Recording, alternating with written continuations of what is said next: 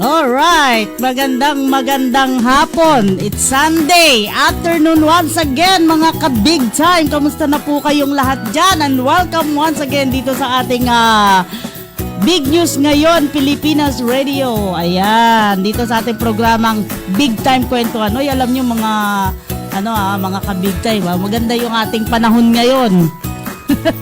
Diba? Oy, maya meron akong guest kaya abangan nyo yan.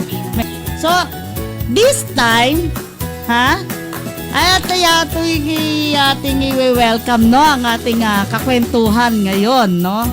Grabe to, nakasalubong ko lang to kahapon, Dapat kahapon ko to guess, kaya lang napagod na daw siya, kaya sabi niya ngayon na lang. Gusto niya mag-rest muna para daw fresh na fresh siyang harap dito sa ating radio program. Ayan, i-welcome na po natin dito. Siyempre, wala pong iba. Nandyan po.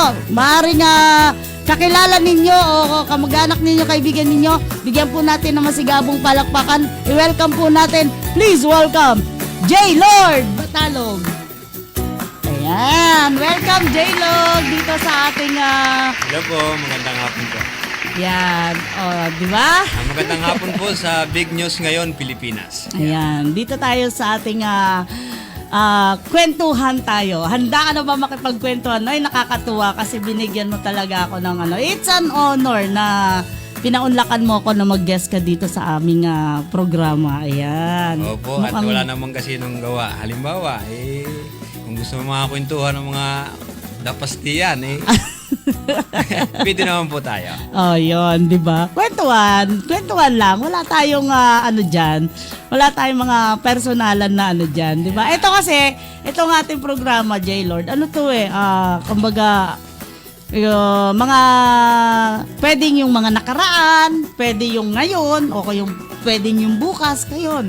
Pwede natin i-share na kung saan may mapupulot yung ating mga listeners para dun sa kanilang mga buhay-buhay. Baka makarelate sila, di ba? Yun. Ano nga pala dati mong trabaho, J-Lord? Dati po ako as rider food panda. And then, wow!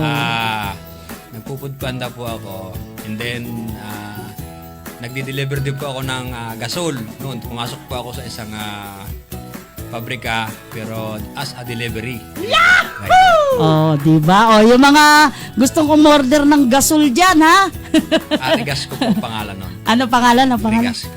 Oh, Rigasco. Yan, yung mga gustong nauubusan na diyan ng panluto, no? Tawagan niyo lang si J. Lord. Di ba? Ayan. So J. Lord, siguro marami tayong ma-share, na yes, talagang pwede natin pag-usapan. Honestly, ako curious lang ako dun sa mga riders, yung mga, meron kaming riders club, baka gusto mong mag-join sa riders club. Sige, namin. welcome ako dyan. Ang rider club namin ay Will.i.am Riders Club. Ayan. Actually, yung Will.i.am Riders Club, matagal na yan. Way back 2008. So, medyo marami na ring mga members dyan. And nakakatuwa, I'm so proud na sabihin na yung mga ka-riders namin or yung riders club namin, talagang tumutulong yan sa mga kapuspala doon sa mga at yan ay maaasahan ng mga bayan, no? Katulad ng aming chapter doon sa Cuenca. Ang Cuenca, napakasisipag ng aming mga member doon. Kasama sila, parte sila ng rescue team. Ayan. Kapag may mga sakuna, yan, tinatawag lagi dyan ng Will.i.am. Diba? Maganda pala ang inyong layunin. Pwede ako dyan. Tapos, basta lagi tayo sa maganda. Oo, dun lang talaga yon. Mahilig din kami magkawang gawa. Ayan. So, marami kaming mga event namin nung araw. Meron kami mga medical missions, rides for a cause, mga ganyan. Minsan may mga rides kami na malalayo, mga katulad ng Tacloban, Baguio, Cebu, mga ganyan. Malalayo talaga, riders nga. So yun, malalayo nga.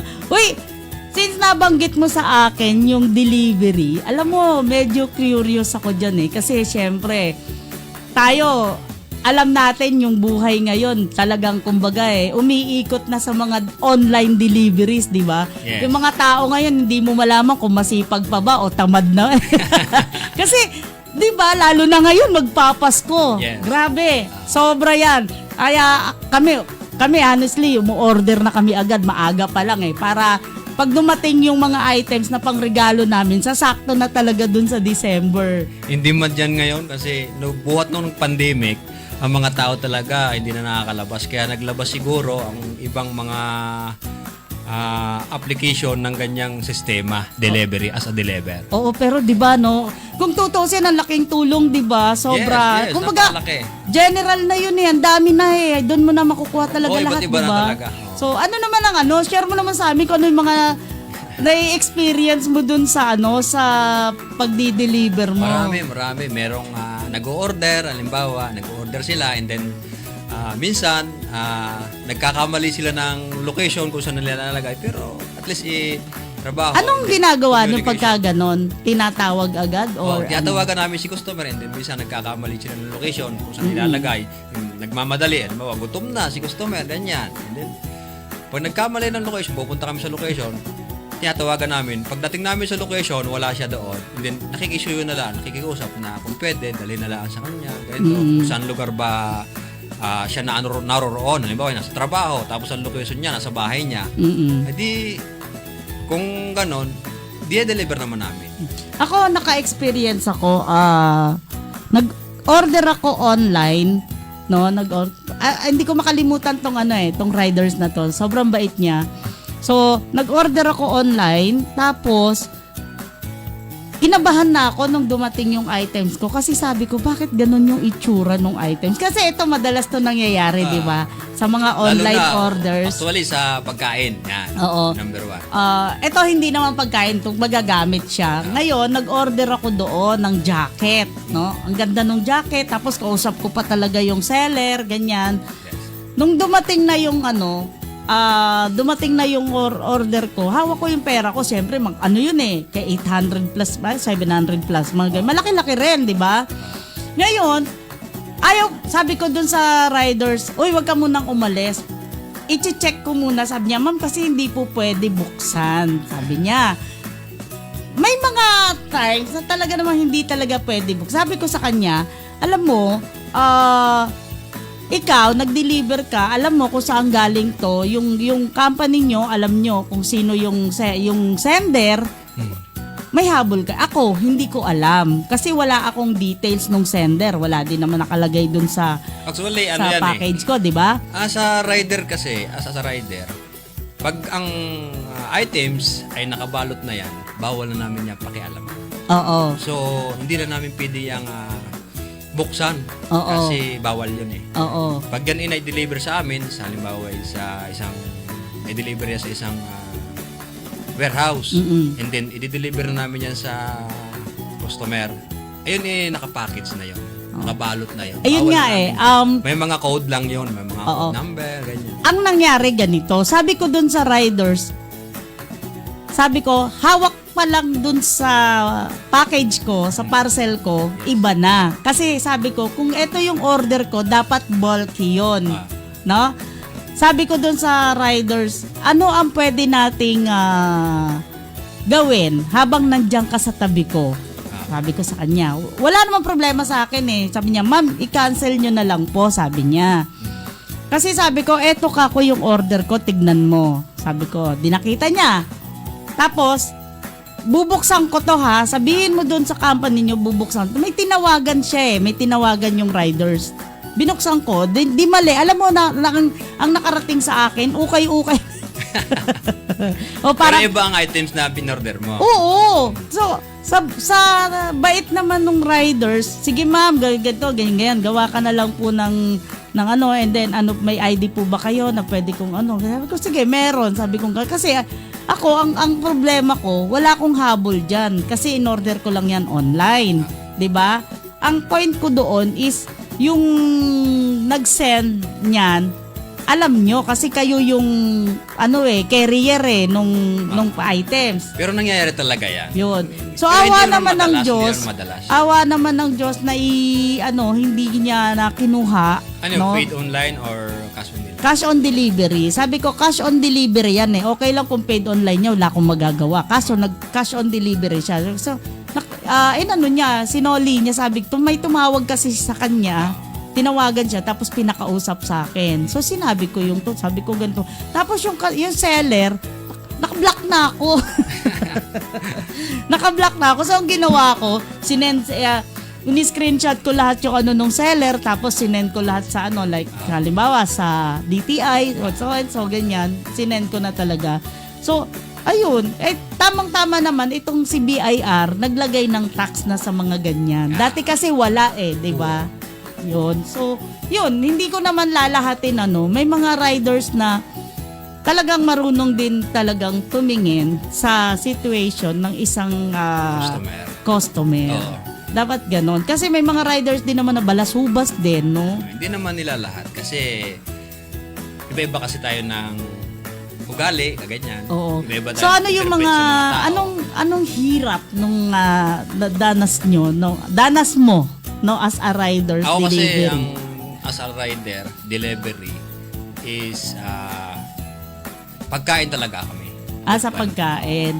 Pagkain talaga kami. Paano yung pagka na-punish yung pagkain? Ay actually hindi naman napapanis agad-agad. Kasi ang pagkain talaga bago namin kunin yan sa restaurant is Bagong luto. bagong luto. Kasi yan talaga ang number one na ng customer. Siguro napipinding lang yan pagka medyo traffic or nagka-problema ka, yung naplatan ka, ganyan, whatever. Yan. Yan naman ay hindi agad mapapanis. Kaya yan ay kailangan, nagre-request pa nga si customer na kailangan, sir, nakanote pa doon, kailangan mainit kasi para gusto ko yung mainit, ayoko na ng malamig. Ganun. Pero aminin natin o hindi, sobrang hirap ng pagiging isang di ba? Delivery riders. Kasi ang rider ay nandyan na lahat. Nandyan na lahat. Yung init, ulan, tapos pagod, tapos pagka hindi pa Abonado ka ba? Pagka hindi nagustuhan ni customer, mapa-cancel, mag-aamodado ka pa. Number one po yan sa amin. Eto kasi ang tanong ko, bakit kailangan mag-abono ng delivery? Delivery lang naman siya. Yun na nga Paki-explain nga sa akin. Parang gustong batukan yung mga kumpanya na ganyan. Ang sistema kasi, ma'am, sa amin, pagka food panda ka, hindi naman totally nag-aabono ka. Mag-aabono ka lang kung ang iyong application ay na-drop off mo na. Pag na-drop off mo na at hindi yan tinanggap ni customer, ibig sabihin, nakapasok na yung wallet, yung pera doon sa wallet, yung babayad ni customer, pero hindi niya tinanggap, hindi niya biniyadan. So, ikaw mag-aabono ngayon yan. Pag hindi niya binayaran. Siyempre, hintayin mo munang bayaran siya, di ba? Bago magpasok yun. Nangyayari kasi yun, bago mo i-drop off ang iyong sa application mo, kailangan bayad na ni customer. Minsan kasi, halimbawa, sa pagmamadali, gusto makarami agad, gusto lumaki ang kita, nada-drop off agad nila. Tatawagan si customer, nakukontak. Tapos pagdating sa drop-off, da-drop off mo lang. Kasi sa amin, as a rider, food panda, hindi mo matadrop off yung drop-off na sa application namin, hindi mo matadrop off pag wala ka sa pin location. Yun ang binabasya namin po, pin location. Kasi, nangyari sa amin yan, nangyari sa akin yan. Pumunta ako sa customer, halimbawa, ang pin location niya ay halimbawa, dyan lang sa Bandarian. Tapos iba naman sa iba niya pinadala. Halimbawa sa bahay ng customer yung yung pin. Pero pinadala niya sa trabaho. Nangyayari kasi noon, hindi namin ma-drop off yung pupunta pa kami sa bahay nila bago kami pupunta sa kanya. Kailangan daanan mo muna si pin location bago mo ma-drop off yun. Tapos saka pupunta sa kanya. Minsan kasi, dia-drop off na namin doon sa pin location. Tapos si customer, nasa, halimbawa, sa trabaho. Ang nangyayari, minsan, pagka hindi niya nagustuhan ng pagkain, pinapakancel. Kaya nangyayari, mag-aabono ka talaga, pagka ganun nangyari. Paano kung halimbawa, hindi mo pa naman na-drop off, tapos pinakancel niya, so wala yun? Wala yun. Ibabalik mo ngayon sa restaurant. So, kabawasan yun sa iyong performance mo. Giging, bakit either kasi na masuspende ka, dalawang cancel, either na masuspende ka. Bakit? Kasalanan mo ba? Kasalanan ba ng riders yun? Kasi kahit hindi mo kasalanan, pag nagkameron ka ng cancel, record mo na yan. Paano kung halimbawa kada araw mo na nagdi-deliver, magka-cancel yung customer? Ay, di-suspende ka. Okay. Kahit hindi mo kagustuhan. Ayan ha, mga ka-big time customer, ha? Parang awa nyo naman sa mga riders delivery, no?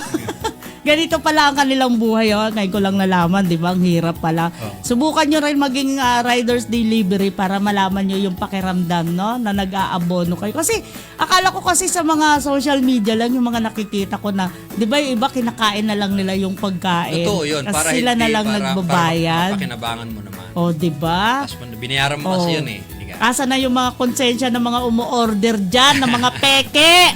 Ano na? Order kayo ng order, feeling mayaman. Oh, masabi lang may ano kayo, may order online, may parcel, may pagkain, tsorba. Pero yung pala, manunuba. Anyway, so, di ba ang hirap, no? Tapos yung ano, kanina nabanggit mo sa akin na nagdi-deliver ka rin ng, ano yan? Gasol? Oo. Oh, eto pinakayo. Ay, mga kano ha, mga kumare, mga nanay, mga mga bahay-bahay. Eto ang pinaka-importante, no? Yung safety ng gasol. Number 1 po yun. Oo. Bago kami nalpasan yan, bago kami nag-seminar pa kami. Oh, 'di ba? Oh, Sa pagkakamit, narinig nyo ha? Mula dun sa burner, and then papunta sa cylinder. Oo. And then lalagyan mo siya ng tawag dito, yung limutan ko na yung palagay dun sa cylinder. Yung Tawag doon? nakalimutan ko na kung ano man tawag doon. Basta yun. Ay, comment nyo nga, ano tawag doon? Basta nilalagay yun. Lalagay mo sa burner, hose, regulator, yan. Oo. Tapos umpisa sa cylinder, regulator, hose, and direct sa burner. Okay, may naalala ko regarding sa ganyang sitwasyon, ano. Kasi since, nung hindi pa ako nakakalipat ng bahay, meron akong regular na ino-orderan ng gasol. Ngayon, ayaw kong bumili sa kanya. Kasi nga, eto yung time na bago pa lang akong bibili ng gasol. Sabi ko, pag bumili ba ako ng gasol, kung sakali magpalit ang gasol tangke, papalitan nyo din ba yung tangke ko? Kasi siyempre sa inyo ako bumibili. Sabi niya, oo, basta daling ko lang, wala, eto na. Di ba kailan lang nagkaroon ng issue sa mga tangke? Dahil nung kasi nagkahigpitan. Dahil, Oo, pandemic pa yun, di ba? Pandemic nagkahigpitan pa. dahil meron kasing nangyari na lahat ng tangke na luma ay ginagamit pa rin. Dapat Anong tawag dun sa mga dapat sa yun mga tangke na luma? Yun, tatlong klase yan. Generic, tapos Japan type, tawag nito, yung pinaka nalimutan ko na yung huli. Tatlong klase yan eh. Okay. Yung huli niyan, yung pinakang sirang-sira na talaga, bawal na po yun. Hindi na talaga, dapat hindi mo na papalamnan yan. Kasi pag pinalamnan mo yan, either na sumabog o either na magkameron ng conflict sa gumagamit. Oo. Ngayon, ang naging experience ko naman diyan, no, sa tangke na yan, dahil nakipagkasundo nga ako dun sa binilhan ko, no, nung maubos na yung tangke ko, palibasa ko yung nag-iisa lang naman, so inabot ng taon yung tangke ko, matagal. Nung bibalad, papalitan ko na, ang sabi ko sa kanya, palitan mo na ngayon yung tangke ko kasi nga, baka mamaya sa susunod, hindi na ako makakabili kasi nga, ibang tangke na yung hinahanap nila. Tumawag siya doon sa supplier niya. So, itong si supplier, nagbigay sa akin. Sabi niya, ma'am, eto po, last na po itong tangke na ito. Pag naubos po ito, saka na po namin papalitan ang inyong tangke ng bago. O, di yun ang sabi niya. So, lumipas ulit ang ilang buwan siguro. Nung kukunin ko na yung wala na. Lost contact na yun. So, di ba? So, anong gagawin ko? Kaya napilitan akong bumili na lang talaga ng bago o ano ba tawag doon? Yung parang nag-exchange na lang ako para makabili ako ng bago. Kasi, bakit ganon, di ba? Dapat kung regular customer mo, di ba? Regular customer mo at nagkaroon ng pagbabago yung sistema, dapat in-inform nyo na yung mga regular customer nyo na, ma'am, papalitan po namin yung basta, di ba? Yes, tama. Kaso walang ganun. Kasi siguro, yung nakuha mong supplier mo, is yun po ay halimbawa ay nagtitinda lang sa gilid-gilid or hindi siya galing sa pabrika, galing sa planta. Kasi pag ikaw ay pag dealer ka or the franchise yung ano mo, yun pa rin isang tangke lang ang magiging sa'yo. Pero kung ikaw ay dealer, ay maraming tangke ka na hawak. Iba-iba, iba-ibang klase. Kaya pag binigyan ka ng isang tangke na ibang brand, tapos pagbalik mo, ibang brand na naman, papalit-palit sila ng brand. Kaya dyan nagkaka-complex sila. Tsaka yung napapansin ko pa doon sa mga nagdi-deliver ng tangke, yung basta nagdi-deliver lang sila, minsan binabagsak nila yung tangke. Di ba nakakatakot yun? Baka mamaya biglang sumabog yun. Hindi naman.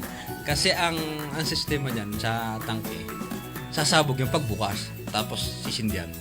Yun hindi naman siya totally sasabog. Kumbaga mag-aapoy lang yung, siyempre gas yan eh. Pag binuksan mo yung nagsindi ka ng apoy, talagang mag-aapoy yun. May nangyari sa amin, no? Yung kalan namin, yung parang, tawag doon, tumultulay yung apoy. Ay, ano yan? Tumutulay doon sa hose. Kumbagay, Pag may uma- dipik na may butas yun. Kumbagay, may leak. Yan, may leak. So, buti napansin namin na aabot siya doon sa sa tangke. So, just in case ba na naabot, sasabog talaga yon? Hindi, mag-aapoy. Hindi siya sasabog. Mag-aapoy lang. Kasi mag-aapoy purong gas yan lang. Number one na papatayin mo si tangke. Pag pinatay mo si tangke, hindi na yan. So, kahit may umaapoy doon, basta... papatayin mo lang siya. Ano yung mga first, yung mga emergency, basic emergency, halimbawa, gano'n. Siyempre, kasi di ba yung mga ka-big time na mga kabayan, pagka may mga ganyan, natatakot na, di ba? Paano Number kaya yung one mo pwede dyan. natin ibigay na advice sa kanila? Number one, papatayin mo yung tangke. I-off mo lang siya. Pag in-off mo na yun, hindi na lalabas ang maliban na lang kung may leak yan. Kasi, pero hindi naman sila magbibigay ng leak. Kaya nga sinasabi, lahat ng mga tangke ngayon na luma ay pinagbabawal. Minapalta na po yan ng mga bago. So, sumasabog talaga yung tangke? Nag-aapoy, pero hindi totally sumasabog. Nag-aapoy lang siya kasi gas yan. Pero kasi hindi totally sumasabog. ako lagi ko na rin, Yung tangke, meron daw ako artista, sabi niya, may artista, hey. Hi, kaya Discarte TV. Ayan. May artista daw akong bisita. Siyempre, no? Yan, papalit kay Jeric Rabal. Actionista. Di ba? Ngayon mga ka-big time, may natutunan kayo patungkol dyan sa tangke na yan, tsaka yun sa mga riders, kaya wag natin abusuhin, di ba? Wag naman yung feeling mayaman tayo, masabi lang nakaka-order tayo online. Nag-order ka nga online, order mo lang 70 pesos. Di ba? Tapos inintay mo pa free shipping. Di ba? Masabi lang na umu-order ka online.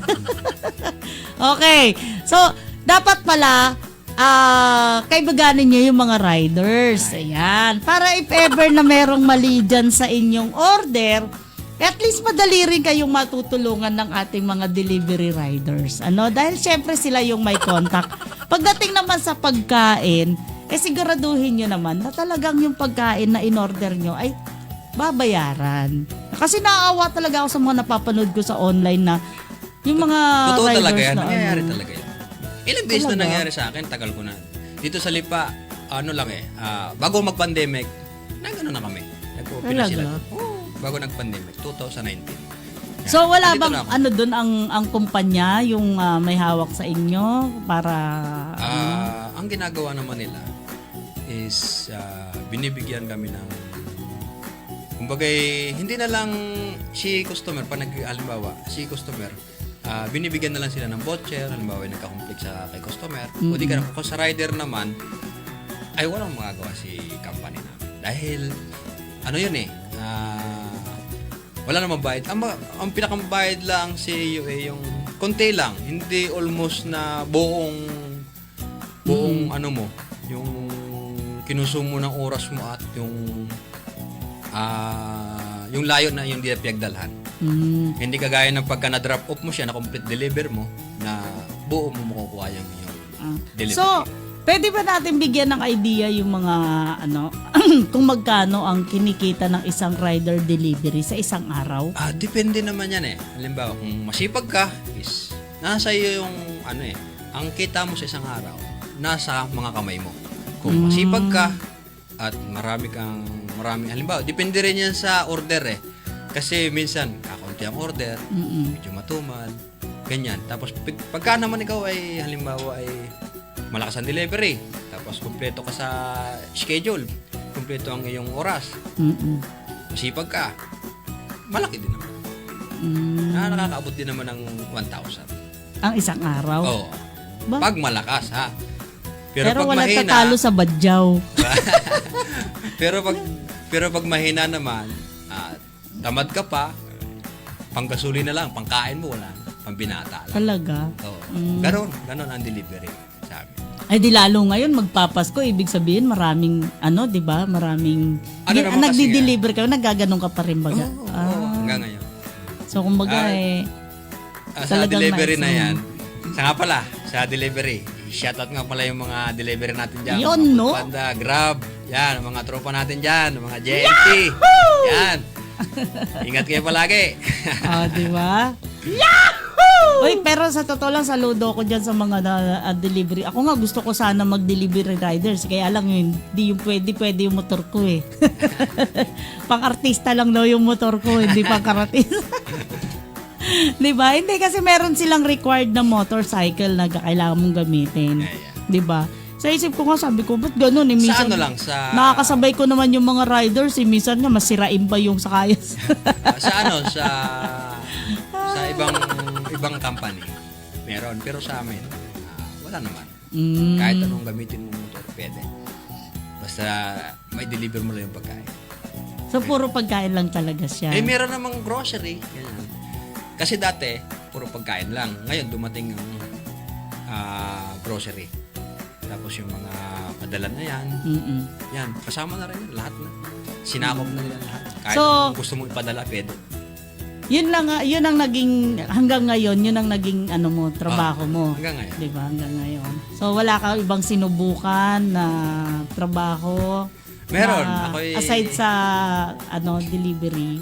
Kung natin, yun yung ibang, na hindi naman pwedeng, diba? So, kumbaga, mga trabaho na pangmasa, yung mga, may mapupulot talaga yung ating mga kababayan na katulad yan, 'di ba, sa delivery. So kahit pa paano nagkaroon sila ng idea kasi minsan minumura yung mga nagdi-deliver, 'di ba? Actually nangyayari talaga yan kasi minsan tumatagal lang pagkain na bakit kasalanan ba ng delivery? Hindi mo siya nagluto doon. No, kasi hindi naman kagustuhan ng rider na magtagal dahil niluluto pa yan, di ka? Kaya nga. Tapos abutin po ng traffic pagka minsan or either na marami siyang kasabay na order, ganoon ang nangyayari. Ano yung pinakamalayo mong lugar na na-deliveran mo na ng pagkain? Batangas, San Jose. Yun na yung pinakamalayo. Pero dati actually nag-deliver ako, lang yun, inusap lang sa akin eh.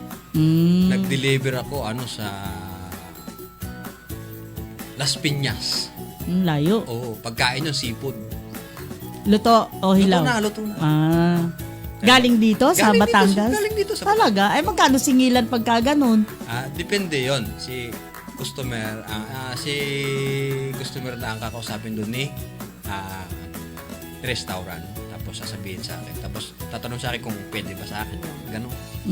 Sabi ko, okay. Ano yan? Labas ang sisingilin mo sa gasolina, bukod pa sa delivery fee. Yun na yun, kasama na. Kasama na doon.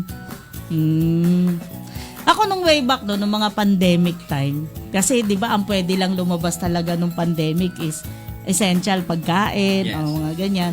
Talagang nag-deliver ako ng ng pagkain, ganyan. At hindi ako dito sa Batangas nagdi-deliver, Maynila talaga. As in, sobrang layo. Ganun yung mga Pero yung mga goods naman na dinideliver ko, hindi naman yung katulad ng pagkain na lulutuin ngayon. Tapos, hindi ganun. Mga dila-dilata na lang talaga. Essential kung tawag. Essential talaga na So, yun. Ang ginawa ko, humingi pa ako ng permit dun sa barangay. Yan.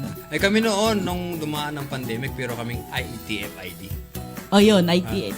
Meron kami niya, binigyan kami ng company. Hinanapan ako ng ganyan. Wala naman akong kumpanya. Meron akong barangay. Yan, tinanggap naman. Diba? Tsaka yung Pero mga... laking tulong din daw sabi nila nung pandemic ang delivery. Kasi wala nakakalabas. Order lang Uy, sila. grabe talaga. Ano experience mo nung time na yon? Matindi. Kasi ang experience namin nung magdi-deliver ka, di ba, subdivision, halimbawa. Oo. Hindi ka naman pwede pumasok hanggang gate ka lang. Maghihintay ka ng matagal sa customer. So Pag talagang ihintay mo, ang ginagawa namin, diskarte namin, siya tawagan namin si customer. Mayroon namang customer na nakakaunawa, inaabangan agad kami sa gate. Paano yun yung mga pagmatagal ganun? Siyempre, ubus oras yun. Ubus oras. Ano yung dodoblehin nyo yung... Wala kaming magagawa. Gano'n at gano'n pa rin. Ganun? Sino kaya customer yun? Maabangan nga. Masampi ka. Ayun, di ba nakakatuwa dahil mga pangyayari sa buhay-buhay natin na ano, di ba? May about sa family mo, nung, di ba, syempre kahit papaano, pandemic, hindi ba kayo talaga nahirapan ng mga panahon na yun? Kwento ka naman, ano ba? Sige, kung anong gusto mo pang ikwento sa amin. Sa amin naman, sa Quezon, wala namang problema sa amin. Dahil, Quezon? Oo, Ang layo pala. Quezon Province. Dahil yung sa amin naman, probinsya, hindi naman totally, yung mga, hindi naman kami nauwi ng bayan. O, batiin natin yung mga taga Quezon. Yan, shoutout nga po sa mga taga Quezon, sa Ginyangan Quezon, sa Binubista Quezon, yan. Ayun. Uy, ako naranasan ko mag-rides dyan sa Quezon na ako lang mag-isa. Pumunta ako ng Real at saka Impantan, layo pala. Oo. Ay, unahan pa sa amin. Kaso lang ngayon, ang mga andaanan doon, lubak-lubak. Talaga? Yes, kasi dumaan ng mga bagyo. Yan, hindi na siguro magawa. Na-booking na tuloy yung lubak-lubak na yan. Dati kasi, ang sabi nila, malalaman mo pag nasa Quezon ka na, pag amoy kopras ka na. Pagka nakaamoy ka na ng kopras, yan, nasa Quezon ka na. Ngayon, iba na. Ano na mami mo? Pag lubak na, nasa Quezon ka. Ayan ha, napakinggan nyo ha. Yan daw ang senyales pag nasa Quezon ka na, pag meron ng lubak. Hindi na yung amoy kopra. Diba? Ang saya naman, no? Nakakatuwa yung ating kwento. Tsaka yung experience mo, diba? Sigurado maraming makaka-relate ng mga kababayan natin, lalo yung mga riders, no? Siguro, alam ko marami silang gustong i-voice out, gusto nilang iparating din sa masa, diba? Pero at least, mas sila ngayon na yung mga riders delivery, mas na sila, mas aware na sila. Dati kasi yung mga riders parang na-excite lang sila sa pagra-ride nila, hindi na nila, 'di ba? Marami nagkakamaling riders noon Yes. Yung mga delivery riders. Tsaka yung mga kagustuhan lang kumita, bahala na si Batman, parang ganon. Yes. 'Di ba? Yun, tsaka yung mga umu-order ng gasol, ayan. Bukod dyan sa mga gasol na ano pa yung mga dinideliver mo, aside pa dyan sa mga pagkain na. Anong iba pang business na, Yun lang ang na-experience ko eh. Pero sa mga mga parcel din, nagde-deliver din ako dati. Pero naman, by contact naman yun. Kinokontak lang ako. Then, padala, sabi sa akin, deliver mo ganito, pwedeng makisuyo, ganyan. Yun. So iba ang charge nun. Iba naman ang charge. Per kilometer. Ang laki ng kumbaga ang laki ng kasi sa panahon ngayon, in demand ang delivery. Lalo nga ngayon, di ba, magpapasko, sobra, malapit na ang Pasko, maraming order yan ngayon. Kasi, yung iba, tinatamad na sila mag-shopping. No? Mag-shopping mo siguro mga isang beses lang, yung tamang isang bultuhan na isang bagsakan, pero karamihan order nila online na. Parang kami, online na, gano'n. Kasi, mag-shopping ka, ang daming tao, tapos mas doble-doble yung gastos. Kasi pag lumabas ka, gastos, kakain kayo, mamamasahe kayo. Samantalang sa online, nandyan na, di ba? Lahat. Andyan na lahat ngayon. Hindi man nga ngayon ang mga online selling, online na sa pagkain. Yan. Kaya ang mga rider ngayon, gamit na gamit. Ang taray nung term, di ba? Gamit na gamit ang mga riders. Di ba? Kayo mga riders ha, tandaan nyo. Yan. So nakakatuwa, di ba? Pwede mo ka mag-aya ng mga ka-riders mo, tas dito pwede kayo magkwento kung ano yung mga pwede nyo pang mga naging experience nila. Para mas talaga yung, kasi ang saya yung ganyan, malalaman mo yung mga, di ba? Kahit mga kwentong barbero lang. Kasi yung mga riders, sa totoo lang nakikita ko, lalo pag lumuluwas ako ng menu, mga nakakasabay ko, parang alulungkot nila, hindi ko maintindihan kung bakit. Bakit kaya sila, dala lang ba ng pagod nila, o nagsoli ba sila ng parcel nila, o ano ba, hindi ko alam eh. Bakit ganon? Wala pa ako nakitang masaya, yung masayang grupo ng mga riders delivery na nagkwekwentuhan na masasaya. Lahat sila parang kabibigat ng mga problema, parang nabagsakan ng mundo. Bakit kaya? Ay, Kasi talagang napakahirap sa amin bilang isang rider talaga. Andyan na lahat. Pagod, puyat, init, ulan, aabutin ka, tapos bigyan ka pa ng customer na maligalig. Oh. Yan. Kaya lahat halos ang kwento nila ay talagang iisa. Kasi naranasan nila as a rider. Pero alam mo ako, ang concern ko lang, sana naririnig to ng mga riders delivery, Alam niya, saludo ako sa sipag nyo eh. Meron, yung kung anong meron kayo sa sipag nyo, ganyan. Ang hindi ako medyo agree is yung mga nakikita ko ibang riders na grabe manigarilyo, grabe sa bisyo nila. Magkano lang pala yung kinikita nyo dyan kung hindi nyo pa dadagdagan ng sipag. Yes. 'Di ba? Gaya ng sinabi ni kapatid na J-Lord na pagod, hirap, gutom, pawis, pag nagkasakit ka, kulang pa yung kinita mo dyan. 'Di ba?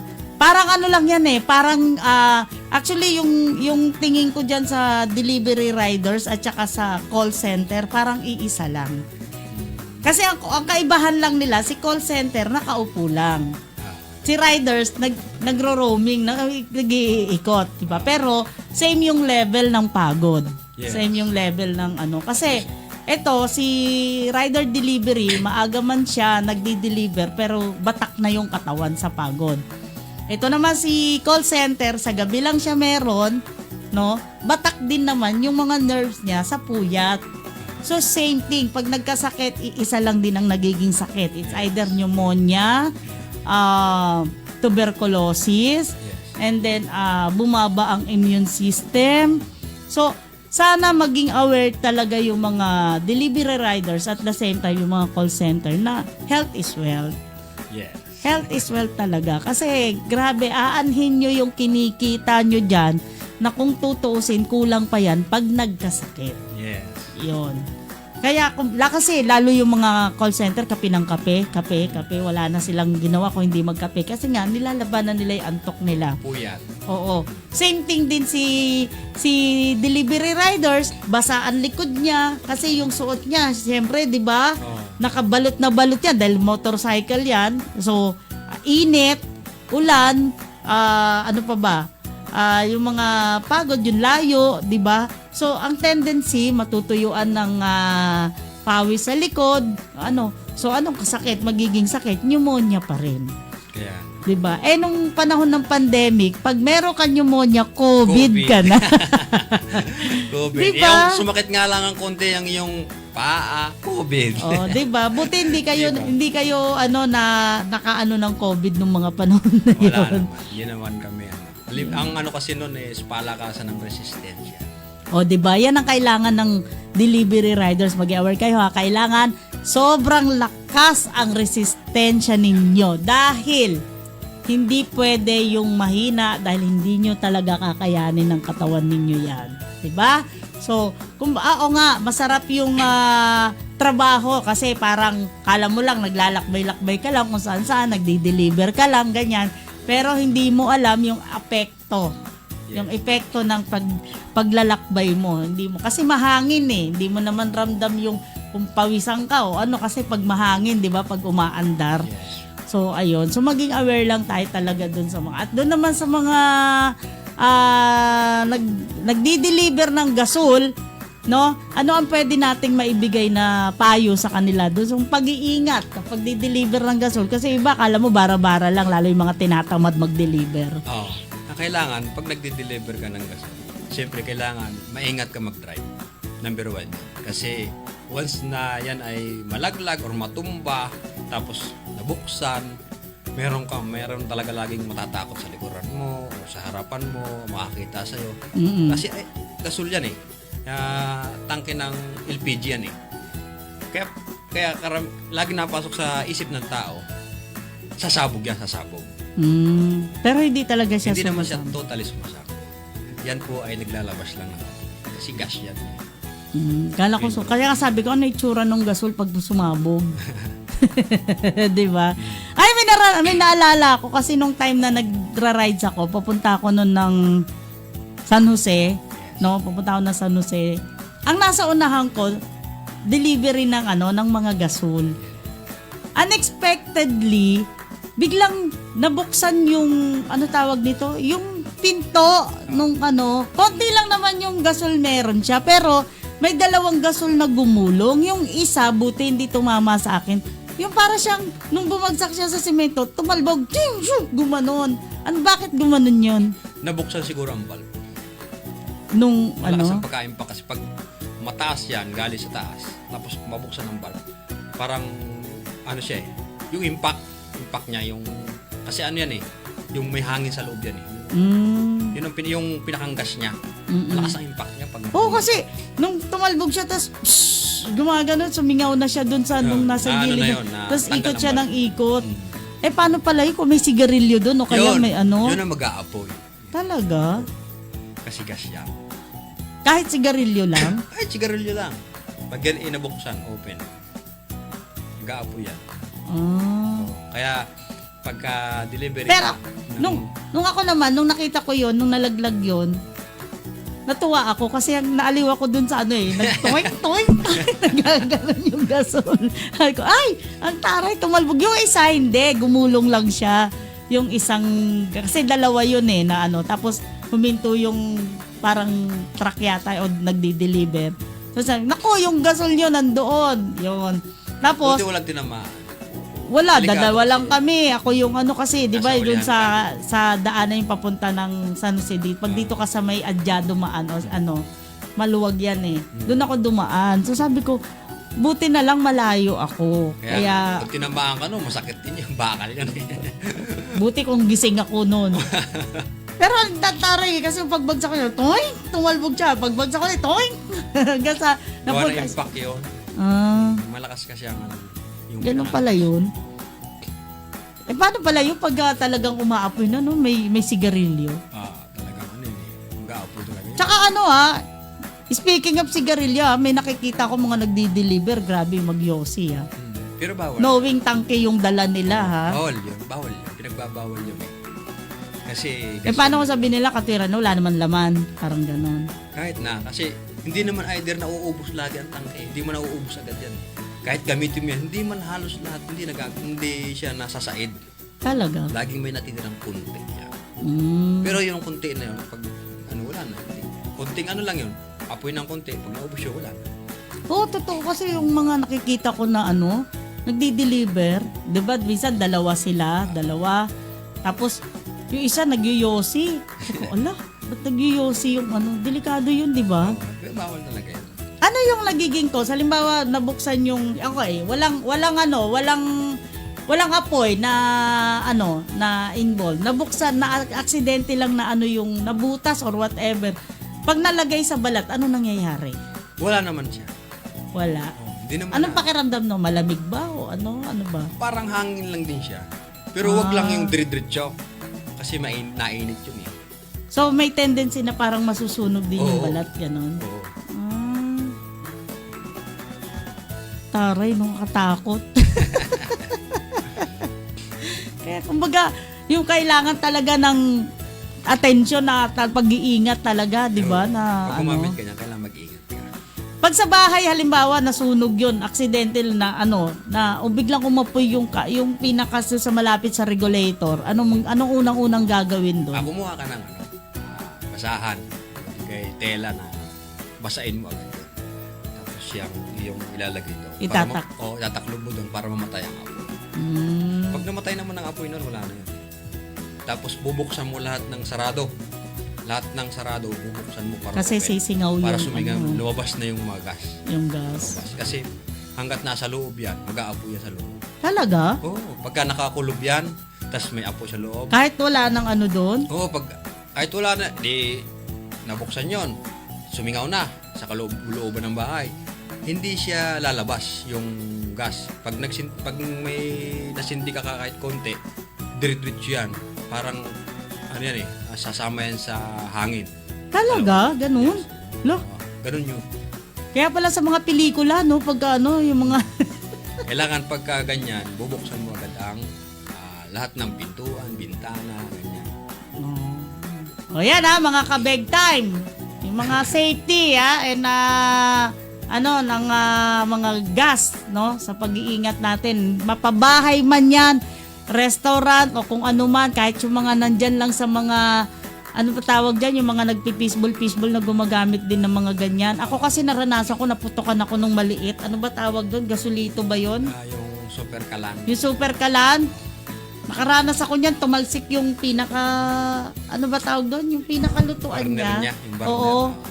Tumalsik yun. Hindi ko alam kung bakit. Wala naman ako ginagalaw doon sa nagluluto lang. So maya-maya tumalsik siya. Pero wala namang apoy. Meron kasi nagluluto nga. Na bali yung, ewan ko kung ano man yung nabali doon. Hindi ko naman kasi yung tsahin ko noon dati yung nagluluto. Tapos nagulat na lang ako. Tumalsik yung yung sabi ko at least tumalsik kasi yung may apoy nandoon sa tumalsik paano kung naiwan doon sa 'di ba? So ako naman yung biglang tumakbo doon tapos tinakpan ko ng ng basang-basahan yung tok-tok yung bilog na maliit doon. May pinakang bilog yun doon sa Oo. Kasi doon nalabas yun. Pagka inihigpitan mo yung yung pala siguro kasi 'di ba parang iniikot lang yung parang resealable kasi yun doon sisingaw yun. Siguro hindi na isara ng mabuti nung tsahing ko. Yun siguro yung thread niya hindi nasakto sa Oo. Pero ang galing tumalsik lang siya. Kasama yung niluluto. Hindi naman yun. Hindi niya mag-aapoy. Kaya ang kasi ending. Kasi may bulb na maliit yun sa loob. Pag yun tumalsik yung burner, tabo na ulit yun. Hinalisis. Kaya sabi ng ending nun, wala na kami ulam kasi di ba? So ayan, ay nako J-Lord. Oy, wag ka magsasawa. Pwede ka dito maupo palagi, walang problema. Basta may oras ka, sabihan mo lang ako at gusto mo at marami kang pwede ka rin mag-aya ng mga kaibigan mo na gusto mong mag-guest dito na may gusto silang i-share sa mga natin, ka-big time natin. Yan. Para naman mas may kapupulutan. Kasi pag parang galing lagi sa akin, parang sabihin na lang, gawa-gawa ko na lang yung istorya. Di ba? Oy, wala akong gawa-gawa istorya, ha? Hindi ko palang batiin yung mga... Go ahead. Mahaba pa oras natin. Meron pa tayong 1 minute joke. Binabati nga pala yung ating tropang mga pulis dyan sa Pista Mall. Yan. Ayan. Hi, sir. Dyan. Hi, sir, sa inyo. Saludo po ako sa inyo, sir. Pangalan? Hindi nila binanggit. Marami daw sila marami basta sila. Basta yung tropa nating pulis dyan sa outpost ng Pista Mall. Binabati ko kayo. Yun. Ingat kayo palagi at saludo ako sa inyo. Oy, pero natatuwa ako kasi meron nakita ko sa Batangas News yung bagong Hepe ba yun? Babae. Di ba ang galing? Dito ba yun sa Lipa? Si ano nga pangalan nun? Nakalimutan ko na yung pangalan niya. Yung bagong di ba? Matakot kayo. Babae na yung Hepe. Oo.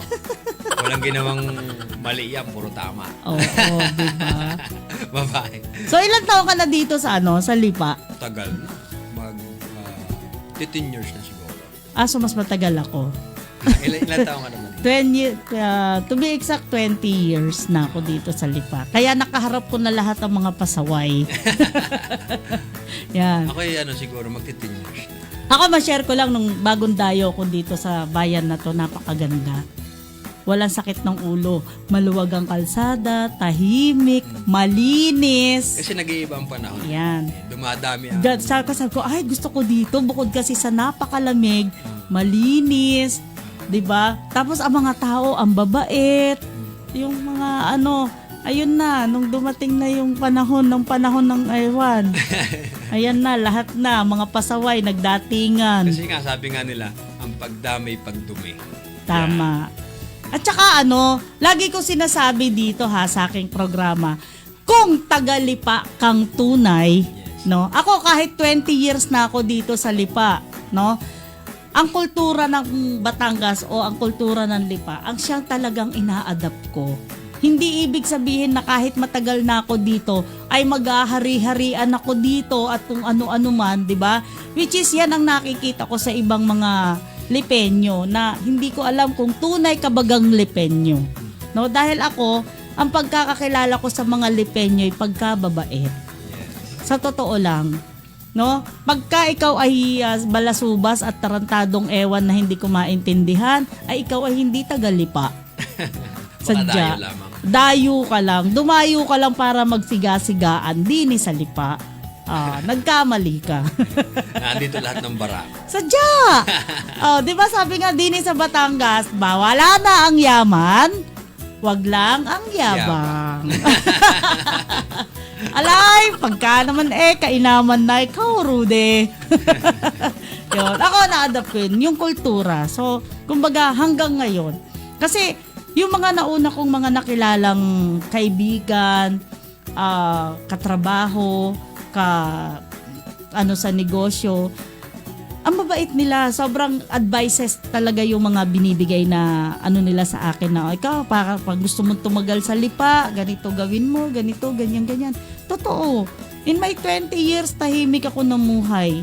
Although meron akong 8 years sa Padre Garcia, pero still, dito pa rin ako sa Lipa. Dito ako namamalengke, dito ako bumuboto, ganyan. It just happened lang na nasa malayo yung aking tinitirhan. Pero sobrang babait. Ngayon, mga bahala na kayo mag-isip. Na wala ka naman papatiin, J-Lord. Binabati ko rin yung mga tricycle driver dyan. Ayan, yung mga Pista Mall. yung mga pasaway. Ay! Shoutout sa inyo. Mabait naman sila. Oo. Hindi naman sila pasaway. Oo. Ay, iyan yung mga dyan, yung mga driver talagang. Ingat kayo sa biyahe lagi. Oo. Ingatan natin ang ating Oo. Kasi alam nyo dito sa Lipa, no? Hindi lang basta, hindi lang Lipa.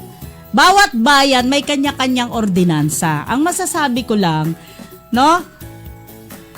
Sumunod tayo kung ano ang ordinansa ng bayang tinitirhan ninyo. Mapadayo ka man o hindi, 'di ba? Dahil ang ikagaganda ng ating sistema dito, hindi yan manggagaling sa mga namumuno o sa mga nagli-leader-lideran lang. Yan ay magsisimula sa mamamayang marunong sumunod o disiplinado sa ordinansa. Yes, tama ka dyan. 'Di ba? Ngayon, kung may mga hindi naman magaganda talaga sa paningin ninyo, andyan ho ang City Hall, andyan ho ang mga departamento ng mga ahensya ng gobyerno. Pwede po kayo doon lumapit at doon po kayo magwala at magreklamo. Yes, tama. 'Di ba? Tama po. Wag sa kung saan kasi kung gusto mo, balita ko meron nga nahuling driver na paulit-ulit yata yung driver na yan at itong driver na ito ay wala pa, parang trabaho niya na pala na mang video. Kumbaga parang bully ka. Wag lang sa akin ka matapat. Sasagasaan kita ng buhay. Ay pero hindi na kasi parang nai-report na yata siya sa LTO, 'di ba?